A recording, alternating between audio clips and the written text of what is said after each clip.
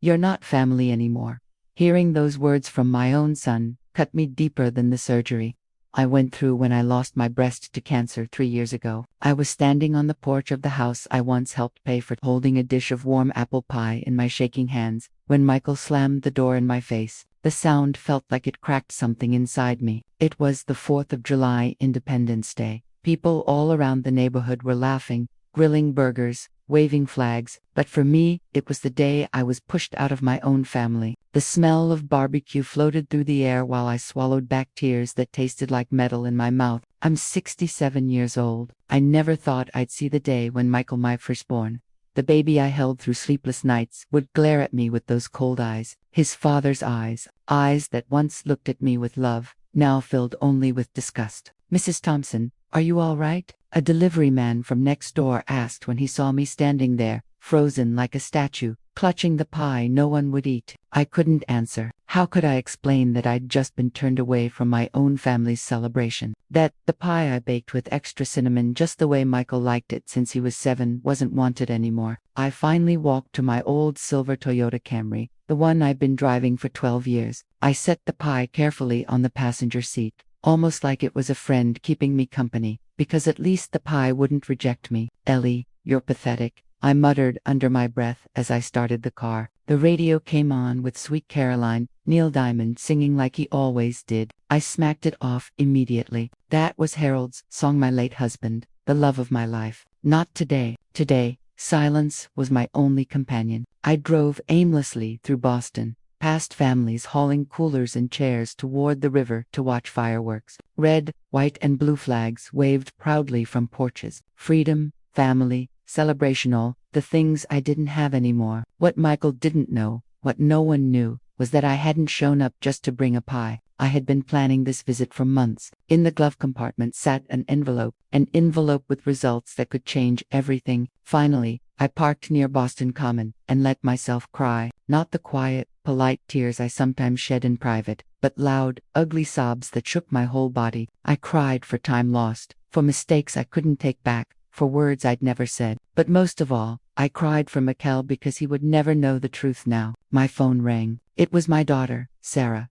She always knew when something was wrong. "Mom," she said, sounding worried, "Michael just called me." "What happened?" "Nothing new, dear," I answered, trying to sound braver than I felt. "Just your brother showing his independence. He said you showed up without calling and started questioning Diane about the kids' education. Is that true?" I closed my eyes. Of course that's how he'd tell it. Diane, my daughter-in-law, was twisted my words. "All I did was ask if Tommy was doing better in math, Sarah. I only asked about his grades," I said softly. "Mom, you promised," she cut me off. "After last time.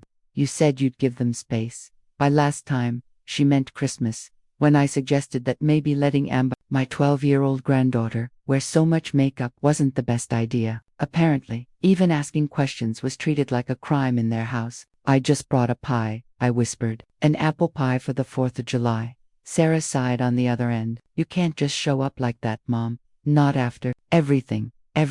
Years of little arguments, unspoken anger, and hurt feelings, all bundled up into one word that now kept me separated from my son." "All right, Sarah," I finally said. "Tell your brother I'm sorry. Tell him I understand."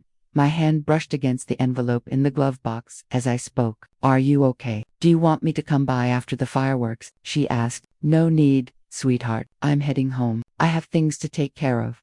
I hung up before my voice broke again. The smell of cinnamon and walnuts still filled the car from the pie sitting beside me. A pie made for a family that no longer wanted me. That's when I made my choice. Not out of revenge, but out of freedom. Out of the need to take control of my own life again. I started the car and pulled onto the road. This time, I wasn't driving aimlessly. I had a destination. Attorney Peterson's office just 15 minutes away. He had given me his personal number years ago, back when he handled Harold's will. I picked up the phone. "Leonard, this is Eleanor Thompson. I need to see you today. It's about the will." "Yes, I know it's a holiday." I glanced at the apple pie on the seat beside me. "Let's just say I've claimed my own kind of independence, and I need to make sure it sticks."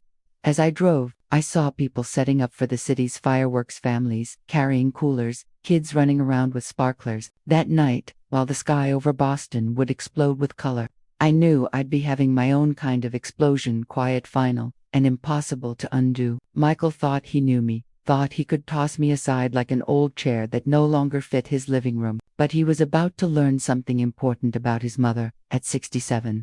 Eleanor Thompson was starting her own revolution. What I did after that slammed door wouldn't just surprise my son, it would shock everyone. Leonard Peterson's office was quiet that holiday evening, except for him. Leonard was in his 70s, his gray hair combed neatly to the side, still wearing a suit as if the 4th of July was any other workday. That was Leonard, old-fashioned, formal, steady as ever. "Eleanor," he said, adjusting his glasses as I walked in. "When you called, I was concerned. What could be so urgent that it couldn't wait until tomorrow?" I set the pie down on his polished mahogany desk. The smell of cinnamon filled the room. "I brought you dinner," I said, trying to smile. "Figured you'd be here alone."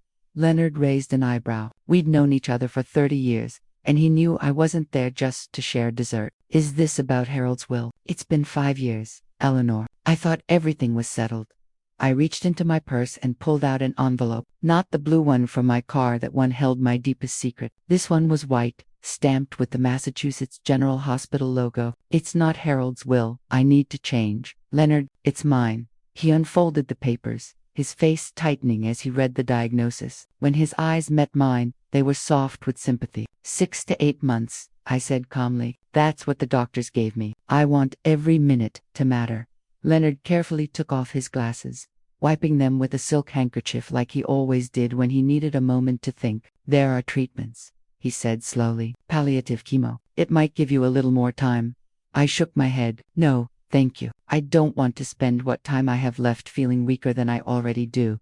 "Do your children know?" he asked. I stayed quiet. My silence was answer enough. "Eleanor, Michael told me today I'm not family anymore." I cut him off, my voice trembling with anger. He slammed the door in my face. Leonard sighed. "Families argue. Holidays make tempers flare. You can't make permanent choices because of hurt feelings." He tried a bite of pie, chewing slowly. "Still perfect," he murmured. But I wasn't in the mood for comfort. I stood, staring out the window. Outside, Boston was gearing up for fireworks. Families gathering, flags waving, voices filled with joy. I pressed my hands against the glass. "These aren't just temporary feelings, Leonard. This has been building for years. Little wounds that never healed. Words we can't take back. Do you know what Michael said before shutting me out? 'I'll never forgive you for what you did to Dad.'"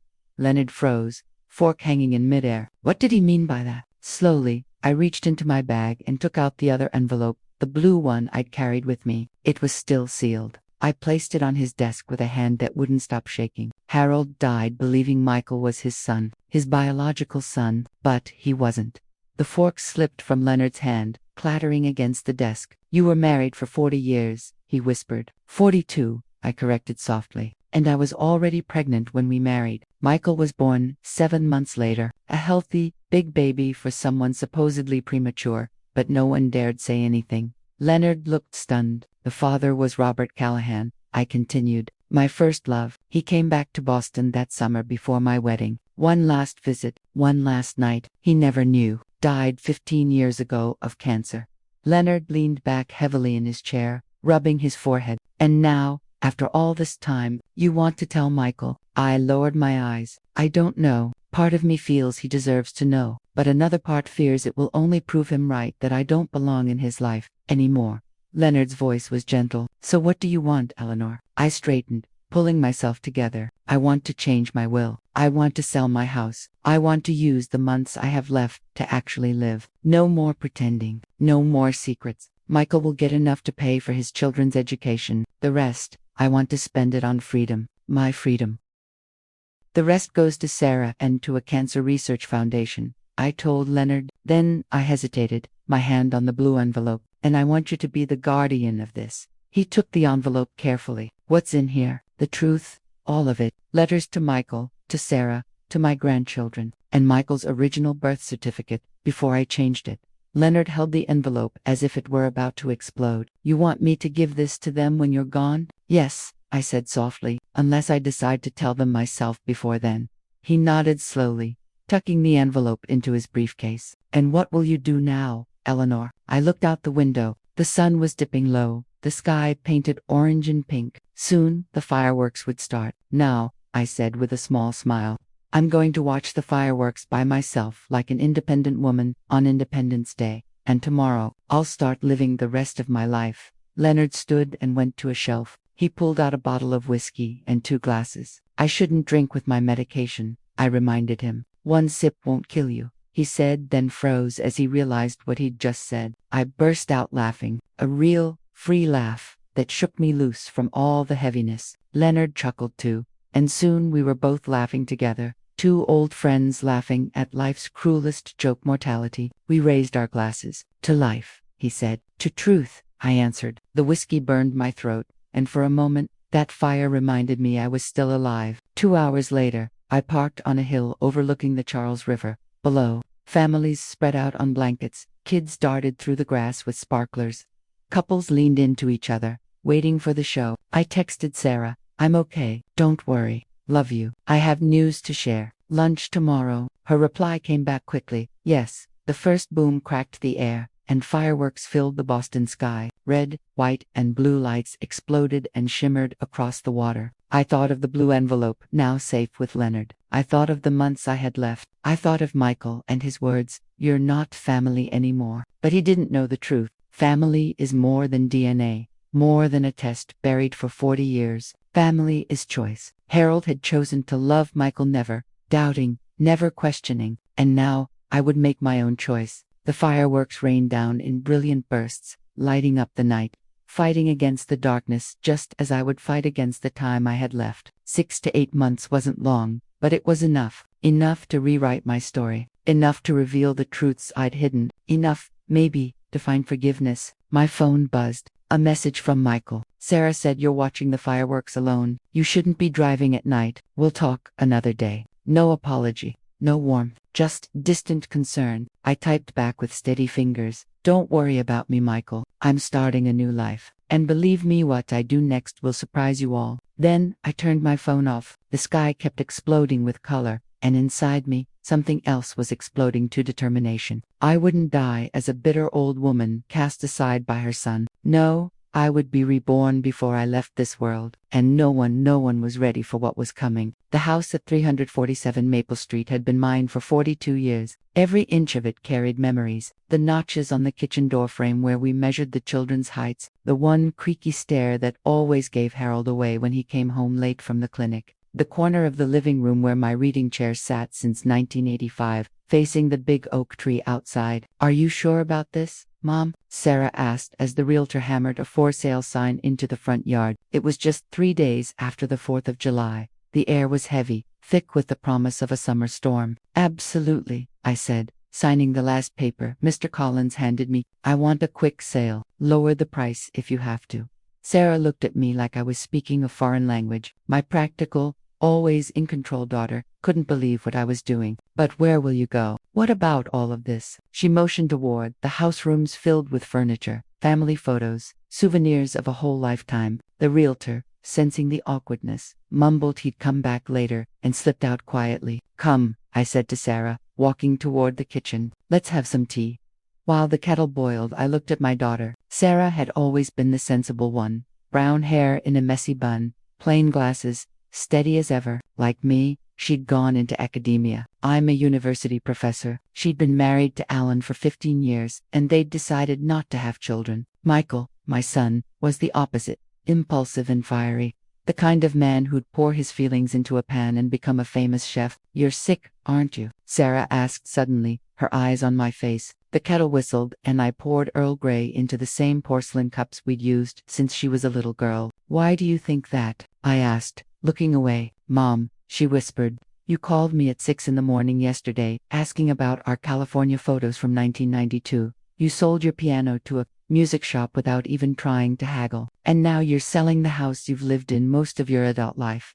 She squeezed my hand. "I'm a psychology professor, remember? I can spot when someone is putting their affairs in order."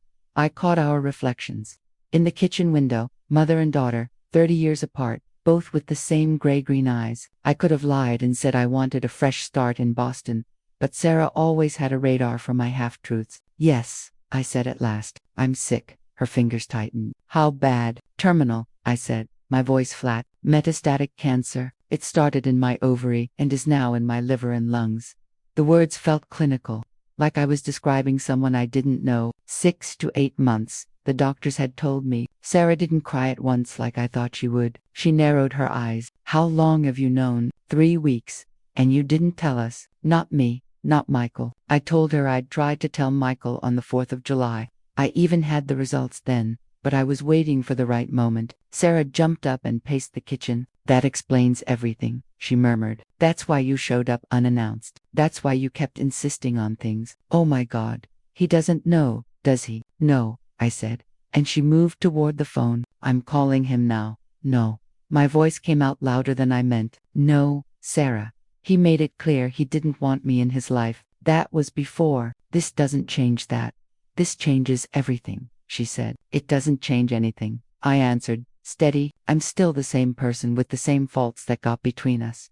Then the tears came. She sobbed, but you're our mother, for God's sake, and I hugged her. My strong, controlled daughter shook against me the way she did when she was 8 and had a nightmare. I pulled back and looked into her eyes. I don't want my last months to be spent in hospitals or wrapped in pity. I don't want visits that feel like chores or apologies people give because they feel guilty. I want to live, really live. She asked what that meant, and I smiled for the first time in days. I sold the piano because I never liked playing. Harold had pushed me to take lessons when we got married to fit some idea of a refined wife. I'm selling the house because it holds more ghost memories than good ones now. I want to see the sunrise in Maine, the sunset in Florida. I want fresh lobster and to dance under the stars. I want to do the things I skipped while trying to be the perfect wife, perfect mother, perfect professor.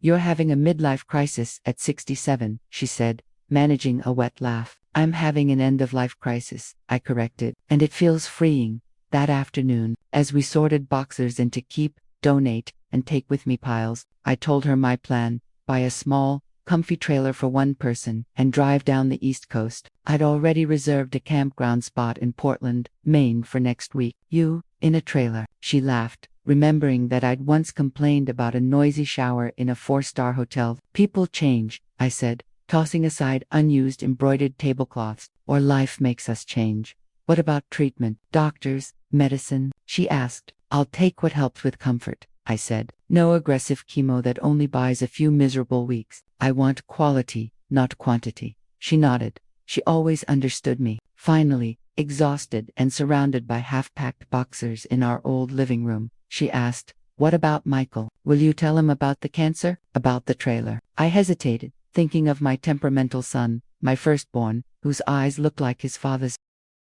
I don't know, Sarah, I said quietly. I don't know if I want my last months filled with slammed doors and angry words. He has the right to know, yes, but he also has the right to shut me out. I'm too tired for that fight. I closed my eyes. Let's just not tell him yet. Let me leave. Start this trip. Maybe when I'm in Cape Cod, I'll call him myself, or maybe you can test the waters for me, see if he even wants to hear from me.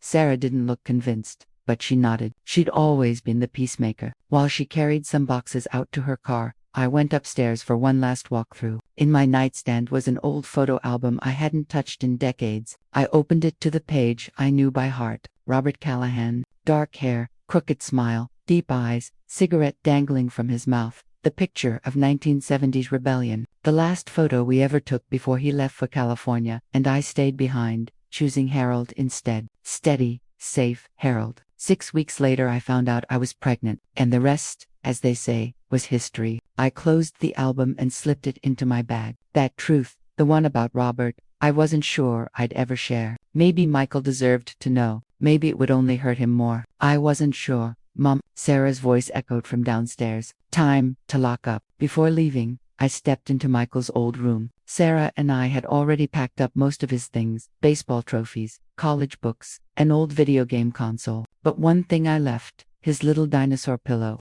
I picked it up and inhaled. After all these years, I could still catch the faint scent of apple shampoo and dirt from afternoons in the yard. I put it back gently. Some memories don't need to be packed. They live in you, whether you want them to or not. Later, when Sarah drove off with her car stuffed full of boxes she'd keep for me, or more likely inherit soon, I sat on the porch alone, The for sale sign creaked in the breeze. My phone buzzed. A message from Michael. Sarah just left here. She was acting weird. Is something going on with you I should know about? I stared at the words for a long time. No softness, no affection, just suspicion. I typed back, I'm selling the house and going on a trip. It's time for changes, Michael. His reply came fast. You're selling our house, Dad's house, without even telling us. Our house, Dad's house, never my house. Even though I'd cared for it for decades, scrubbed the windows, waxed the floors, planted every flower. To him, I was just the caretaker of something that belonged to him more than me. It's already decided, I replied. I start my trip next week. If you want to say goodbye, you know where to find me. Then I turned off my phone before his answer could arrive. The storm that had hung heavy all day finally broke. Big drops splashed across the garden that soon wouldn't be mine. I didn't move. I let the rain soak me, washing away tears I hadn't even realized were falling. This was my goodbye to the Eleanor I had been for nearly 70 years. Eleanor, the dutiful wife. Eleanor, the never-quit-enough mother. Eleanor, the keeper of secrets. From now on, I would just be Eleanor. And maybe the world wasn't ready for her. The trailer looked smaller in real life than it had in the pictures. Just 17 feet long, with a mini kitchen, a bathroom no bigger than a closet, and a bed that folded into a table. After decades in a 4-bedroom house, it was basically a shoebox. And I was in love. Are you sure you don't want me to come with you? At least until Maine? Sarah asked for the third time, hovering while I put dishes into the tiny cabinets. You've never driven something this big before. I took lessons, remember? 3 whole days. I grinned as I set a vase of fresh daisies in the little window. Besides, this beauty is about the size of Diane's SUV she drives to soccer practice. Sarah rolled her eyes at my jab at her. Michael called last night, she said, casually testing the mattress on the fold-out bed. I froze for just a second, then kept busy arranging utensils. Really? And what did my darling son want? He wanted to know if it's true you sold the house in 3 days for 20% under market value. I shrugged. Mr. Collins did a great job. A young couple with their first baby on the way had fallen in love with the house the second they saw the old swing hanging from the oak tree. To them, it wasn't just wood and walls, it was the start of their story. Michael, of course, was furious. He said I was throwing away the family's inheritance. I reminded him, not gently, that my name had been the only one on the deed since Harold passed. Still, I slammed the cabinet shut harder than I meant to. Funny how suddenly the family inheritance matters now, when I've been left out of that same family for years. Sarah sighed, came over, and set her hands on my shoulders. He doesn't know about the cancer, Mom. If he did what? I cut in. Stay with me out of pity. Pretend to love me out of some sense of duty. No thank you. I'd rather have the honesty of rejection than the fake kindness of forced compassion. That's your pride talking, Sarah whispered. Maybe, I admitted, but it's all I have left. She pulled me into a long hug, holding on as if she could keep me from going. Call me every day, she murmured into my hair. And if you feel anything, pain, shortness of breath, dizziness, you go straight to a hospital. Promise. I promise, I said, though we both knew it was probably a lie. I had no intention of spending my last months sitting in ER waiting rooms. At 9:30 on a sunny Wednesday morning, I pulled out of Boston. My little trailer Liberty, I'd named her, rolled steady on the highway, as if she'd been waiting her whole life for me. Sarah had made me a playlist. Nina Simone, Aretha Franklin, Etta James. The voices of my youth filled the car as the miles slid by. After Portsmouth, New Hampshire, I stopped at a roadside diner for coffee, the kind of place where truckers sat, shoulder to shoulder with families on road trips. I ordered black coffee and a slice of lemon pie at the counter. Traveling alone, honey? The waitress asked. She was about 50, her name tag reading Dottie. Yes, I said, and the word felt strange but freeing. I'm taking a road trip up the coast. Your husband didn't want to come? She asked casually. I'm a widow, I replied. Then, as if I owed her more, I added, actually, I sold my house, bought a trailer, and now I'm just seeing where the road takes me.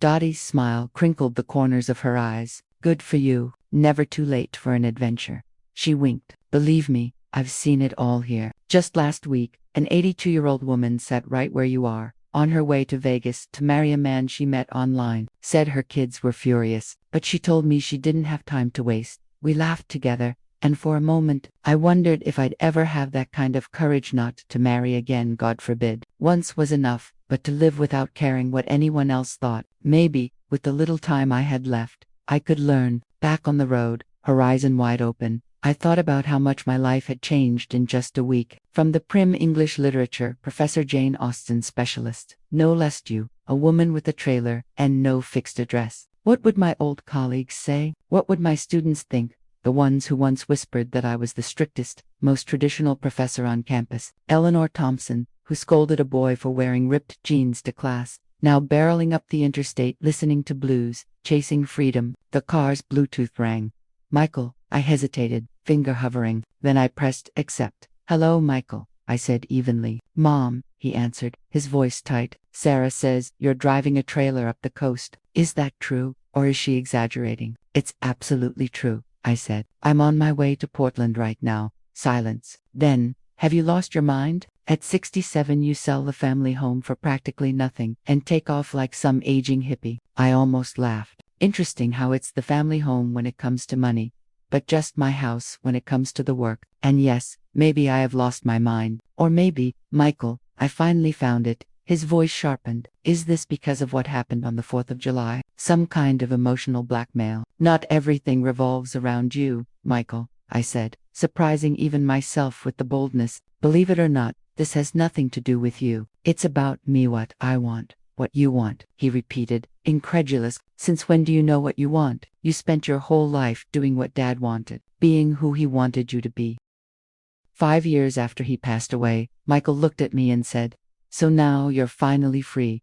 His words stung, not because they were cruel, but because they were true. Michael always knew exactly where to poke so it would hurt. You're right, I admitted, surprising even myself. I've spent my whole life being who everyone else needed me to be. Harold's perfect wife, your perfect mother, Sarah's perfect mother, my student's perfect teacher. But you know what? I'm tired. I'm so tired of being everyone's version of me, and never my own. There was a long silence before Michael spoke again, his voice softer this time. There's something you're not telling me. Sarah's been acting strange. And you're different too.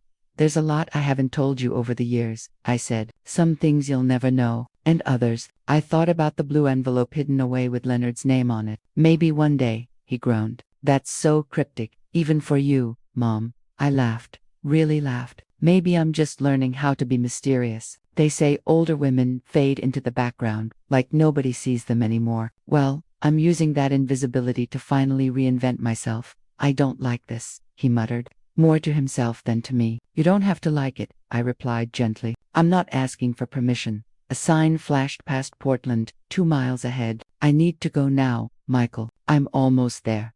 Mom, he said quickly before I could hang up, be careful, okay? And text me when you get there so I know you're safe. It was a small thing, just a request, but coming from Michael, the same son who slammed a door in my face only a week ago, it felt like a peace offering. I will, I promised. The Portland campground was simple but clean, with neat rows and a little pond. I parked my trailer by the water and went to check in. First time traveling alone, asked the manager, a man with a graying red beard. Is it that obvious? I smiled, handing him my ID. He grinned. Let's just say you don't look like someone who's been living on the road. But hey, everyone starts somewhere. How long are you staying? A few days, maybe a week. I'll see how it goes.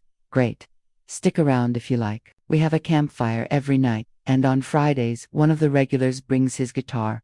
I thanked him and headed back to my trailer, feeling both tired and strangely excited. I'd really done it. I'd left. I wasn't Eleanor, the dutiful wife, mother, or teacher anymore. I was just me. That night, I made a simple sandwich and sat on the trailer steps, watching the sun dip behind the pond. Around me, families laughed, couples strolled, backpackers traded stories, and there I was, a professor with terminal cancer, finally daring to live the way I wanted, for however much time I had left. I texted Michael, got here safe. The place is beautiful. The pond reminds me of that time in Vermont when you swore you saw a giant squid at age 9. He replied almost right away. It was an old bedsheet. You got so scared you tipped the boat over.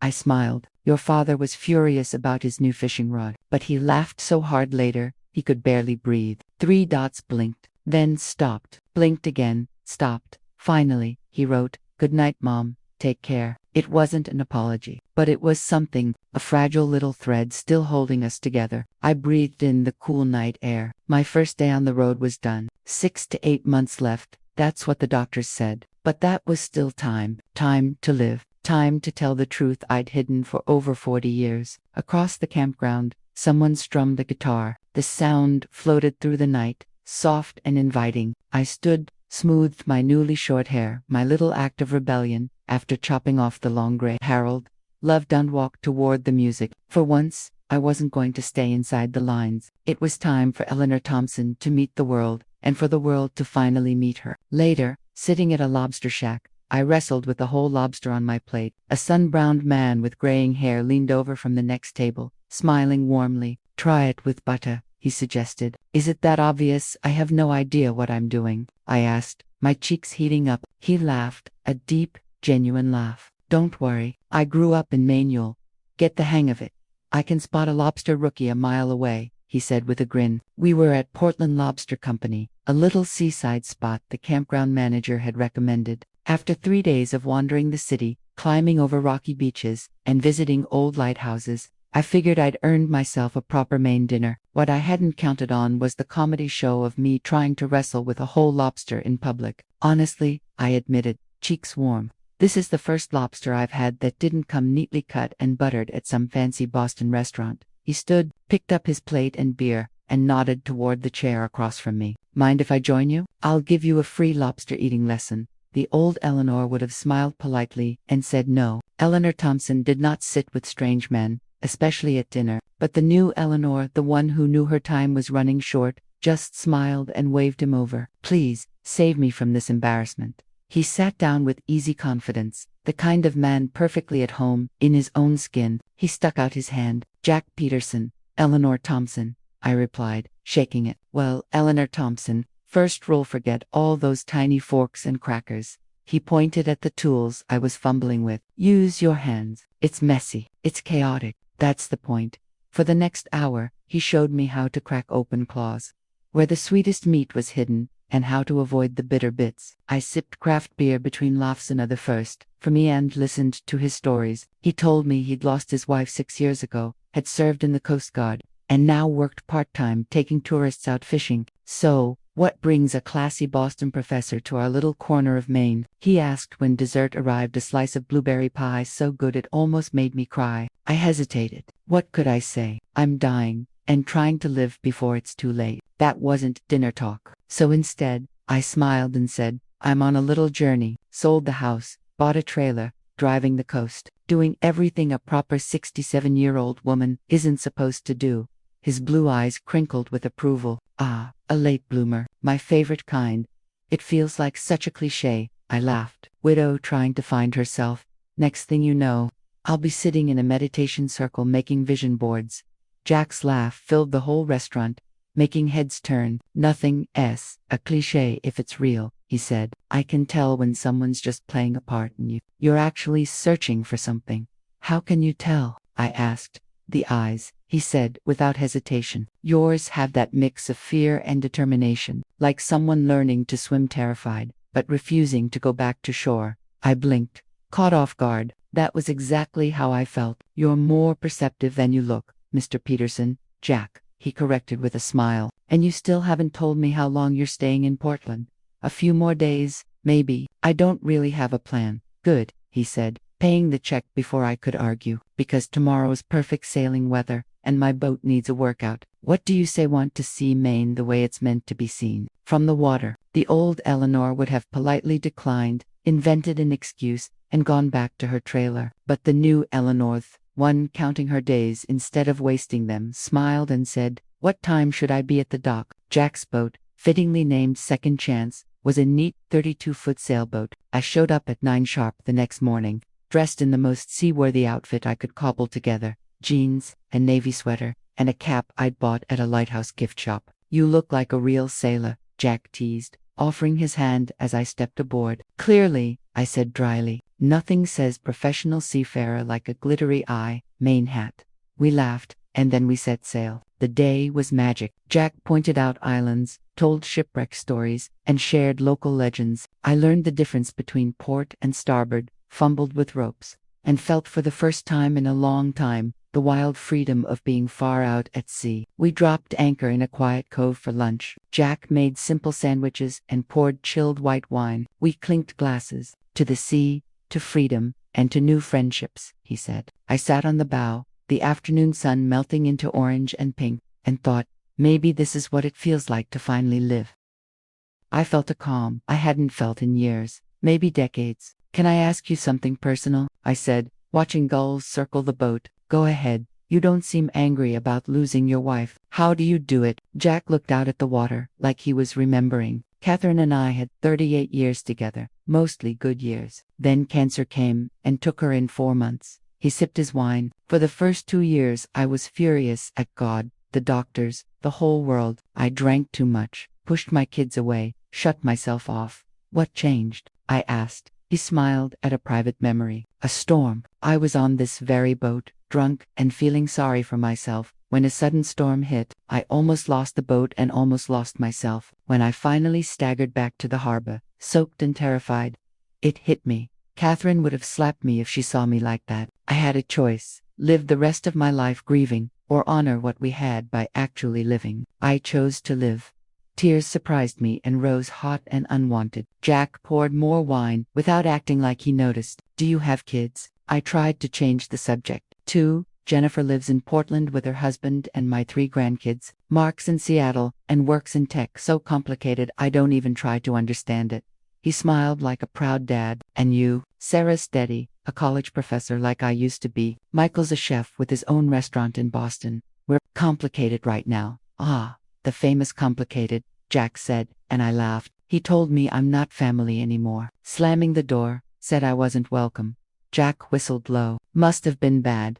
It was over nothing, really, I said, surprised by how bitter I sounded, or more like lots of small hurts piled up. Wrong words, unmet hopes. The last straw was me showing up on the 4th of July and asking about my grandson's grades. Jack muttered that there's usually more behind closed doors. I thought of the blue envelope I'd kept with Leonard, the secret I'd carried for years that could shatter how Michael sees me, and maybe himself. Jack, sensing the danger, switched to lighter stories from his Coast Guard days. After the sun slid below the horizon, we sailed back under a sky full of stars and a crescent moon. At the dock I hesitated. Old Eleanor would have thanked him and left, but new Eleanor wanted more time, more talk, more life. You know what I've never done, I said as we stepped off the boat. What's that? Walk on the beach by moonlight. Feels like something someone trying to find herself should do. Jack's smile, the same kind that had charmed me over lobster the night before, warmed me. I know, the perfect beach. 10 minutes from here. The sand was soft and the beach empty, waves whispering. We walked barefoot and talked about books, music, and the places we dreamed of seeing. He'd never been to Europe. I'd never seen the Grand Canyon. When the moon shimmered on the water, he gently touched my hand like he was asking if that was okay. I looked at his honest face, his kind eyes, the way he carried himself, and I surprised myself by lacing my fingers through his. Can I be direct, Eleanor? He asked softly. Please, there's something about you. You watch everything like you're memorizing it, like you're saying goodbye, not just exploring. I pulled my hand back and hugged myself. The sea breeze felt suddenly colder. Am I that obvious? He shook his head kindly. Only to someone who's been through the other side. Catherine had that look in her last months. The tears I'd held for weeks finally fell. Jack didn't ask questions or judge. He just held me and let me cry into his chest that smelled of salt and wood. When I could speak, the words were broken. 6 to 8 months, metastatic cancer. My son doesn't know. Only my daughter and my lawyer do. He brushed hair from my face. And now you know too, I said. Sometimes it's easier to tell a stranger, less messy. We stood quietly for a few minutes, only the waves between us. What are you really looking for on this trip, Eleanor? Jack asked the question I'd been dodging. What did I want? I said at last. I want to live honestly, just once. No hiding, no saying sorry for being myself. I want to fix what I can, make peace with what I can't, and choose how my story ends. Jack nodded like he understood everything I didn't say out loud. That's brave, he said. And you don't have to do it alone. I blinked. What do you mean? He smiled. I have a boat. You have a trailer. The coast is long. We could travel a stretch together. No promises, no pressure, just company. In another life, I would have called that reckless. Now, with time counting differently, it felt simple and kind. How much time do you have? I asked. All the time in the world, he answered with a grin. At least until fall, when I promised my daughter help with her new house. I've told him I couldn't promise I'd still be here come fall. He didn't ask for promises. Just come along for as long as you can, he said. The moon watched us, quiet and steady, as if it knew we were changing. I surprised us both by adding a small condition with a cheeky smile.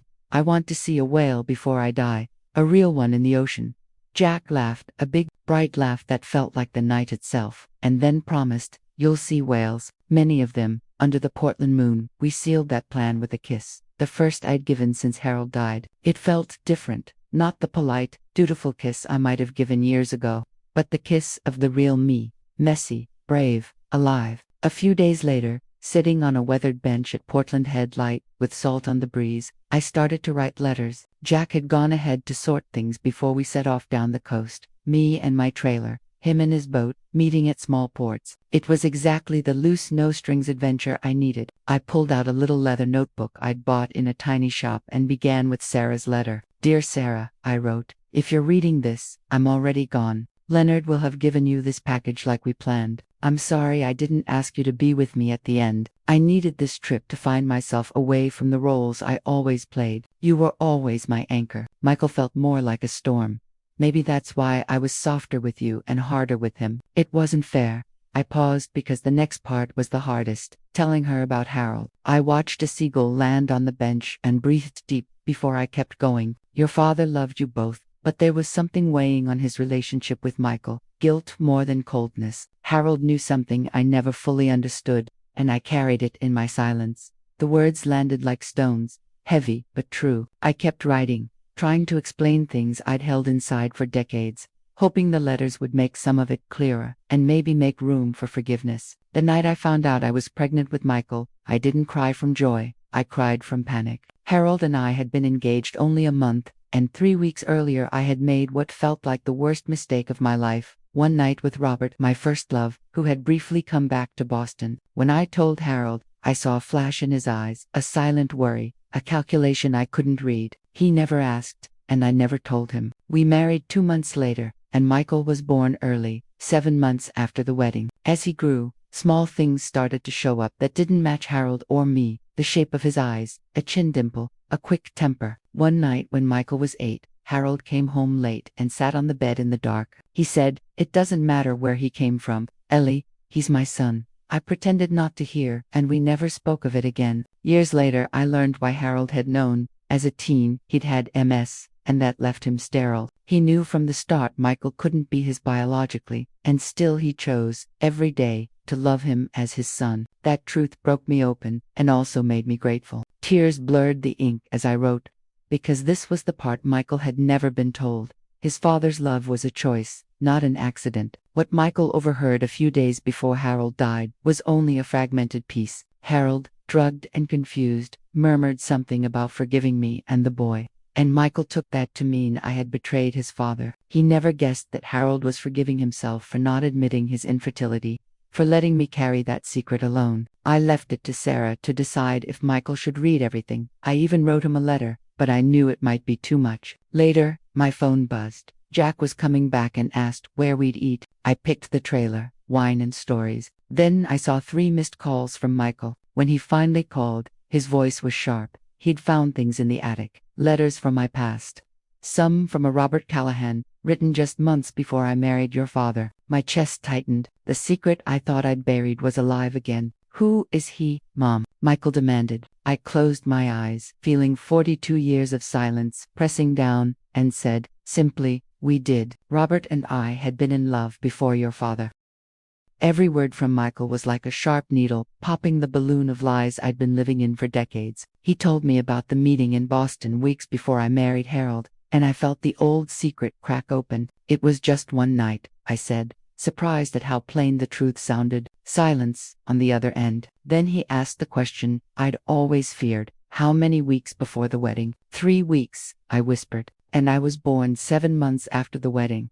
He laughed, cold and cutting. Then he said he'd found my original birth certificate, the the one I thought I'd destroyed, and my blood turned to ice. The proof was there. Michael's voice changed from anger to something raw and hurt. He wanted to know how much Dad had known. Was Harold blind, cruel, or pretending not to see? I told him the truth. Harold knew. He had always known. Even knowing, he chose every day to be Michael's father. I tried to explain that Harold's love was a choice, but my words felt thin beside the hurt in Michael's voice. He wanted to know if Robert was still alive, if he had siblings, if grandparents had been kept in the dark. Robert died 15 years ago, I said, my voice going flat. Cancer.